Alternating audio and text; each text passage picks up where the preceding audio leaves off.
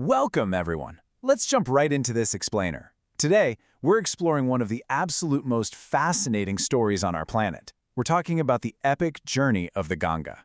We'll trace how a legendary celestial goddess transitioned into our physical realm and how incredible modern scientific efforts are now literally fighting to save her life-giving waters. From profoundly deep spiritual landmarks to massive modern ecological restoration, we've got a lot to cover, so let's get into it. Think about this for a second. How can one single river hold the power to redeem ancient sins, dictate the daily lives of millions, and, on top of all that, sustain an entire modern ecosystem? The answer is, well, it's absolutely wild. It spans all the way from the cosmic, mythical realms of Vaikunfa straight through to today's massive Namama Ganga conservation mission. We're looking at a body of water that acts as both a spiritual gateway for millions of believers and a literal, physical lifeline for our environment. To really understand the Ganga, we have to start with her divine identity. Ancient texts call her Tarini, which basically translates to the Redeemer.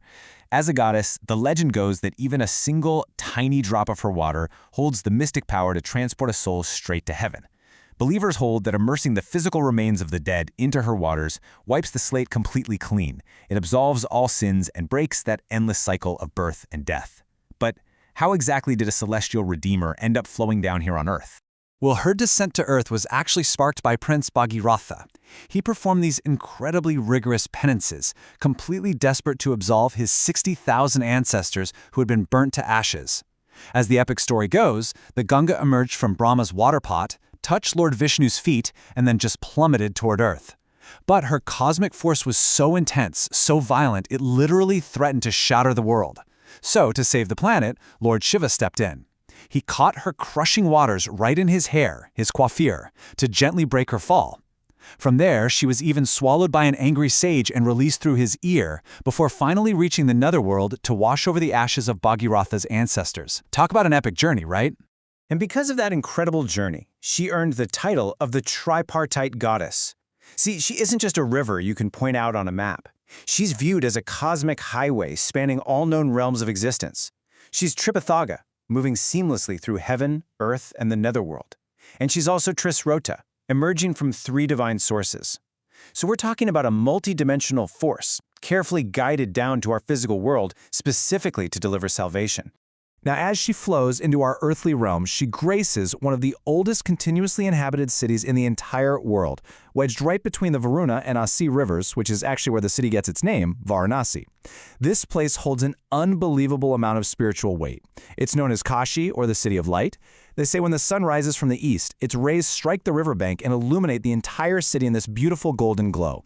It's also fondly known as Benares and Anandvan. That name, Anandvan, or the Forest of Bliss, brings up a really fascinating number, 72,000. Legend says the city houses exactly 72,000 sprouted images of Lord Shiva. And that's definitely not a random number. It perfectly mirrors the 72,000 mystical arteries or nadis in the human body. So the city's very geography is conceptually mapped onto human anatomy. Meaning, walking through Varanasi is fundamentally intertwined with exploring your own inner spiritual self. And honestly, nowhere is this connection more intense than at the Manikarnika Ghat. Every single day, there's this stark duality playing out. On one hand, you have the intense physical reality. It's a massive, ceaseless cremation ground, built exactly where myth says Goddess Parvati's earring, her Manikarnika, fell. But then on the other hand, it's the ultimate spiritual finish line. For believers, being cremated here isn't just the end of a life. It's the ultimate achievement of moksha, total, permanent salvation. To really grasp the sheer physical weight of this spiritual pursuit, just think about the logistics for a second. It takes exactly 300 kilograms of wood and 2.5 hours to complete just one single cremation at this ghat. Now imagine those fires burning continuously, day and night, non-stop. The physical demands on the local environment and the riverbanks are just absolutely immense. So you might be wondering, why the intense draw? Well, it all comes down to the ultimate spiritual payoff. Believers hold that if you die on the land of Varanasi, Lord Shiva himself is present right there at a microscopic molecular level. The story goes that he personally comes to you and whispers the Taraka mantra into your ear. And just by hearing that sacred chant in your final moments, your soul is instantly granted freedom from the cycle of rebirth.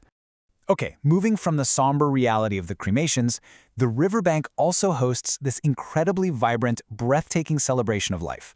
Every evening at the Dashashwamedh Ghat, you can witness the Ganga Aarti. It's an impeccably choreographed 45-minute expression of pure gratitude to Mother Ganga. Picture this: 7 young, energetic priests dressed identically in elegant dhotis and saffron silk kurtas, performing a mesmerizing, synchronized spectacle of faith right there on the water's edge. This arti is way more than just a visual performance too. It's deeply symbolic. As conch shells echo out to sanctify the air, the priests are essentially offering the universe back to the river. The lighted diya represents fire. The flower petals are earth. The water, well, represents water. The yaktail fan stands for space, and the peacock feather fan is air. They're taking every tangible element of human existence and gracefully offering it back to the very river that sustains them. But here is where our ancient myth kinda collides head-on with modern reality. This divine life-giver is in desperate need of our help. As chief ecologist Samir Sinha points out, the survival of the river's inhabitants depends entirely on the river's health.